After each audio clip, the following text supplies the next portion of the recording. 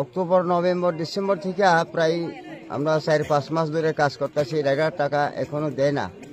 তো আমরা এলাকাবাসী, পঞ্চায়েতের এখানে সেক্রেটারি আছে, ওই উপস্থিতে বিডিও সাহেব আছে, কোনো সিদ্ধান্ত নিতে পারে না। সেই কারণে আমরা অনেকে 40 পেপার 50 পেপার করে পাওনা আছে রেগার টাকা। এই বঞ্চিত কারণে আমরা আজকে এই রাস্তার অবরোধ করতে বাধ্য হয়। কোন পঞ্চায়েতের লোক? আমরা উত্তর গন্ডাছড়া পঞ্চায়েত। তো ঘটনাস্থলে কি আসছে কি তোমাদের? ঘটনাস্থলে বিডিও সাহেব আছে। বিডিও সাহেব কয়ে আমরা তো কেমনে কইতাম আজকে কালকে দিতে পারে, আমরা কোনো সিদ্ধান্ত নিতে পারে না।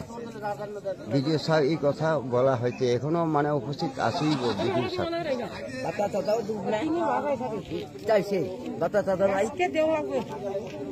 যদি কোনো অফিসার বা আয়া যদি সিদ্ধান্ত না করে অবরোধ চলতে থাকবো। এটা কোন জায়গাটা অবরোধ? এটা জায়গার নামটা হরিপুর সংলগ্ন তারাবন কলোনি রাস্তার মুখ।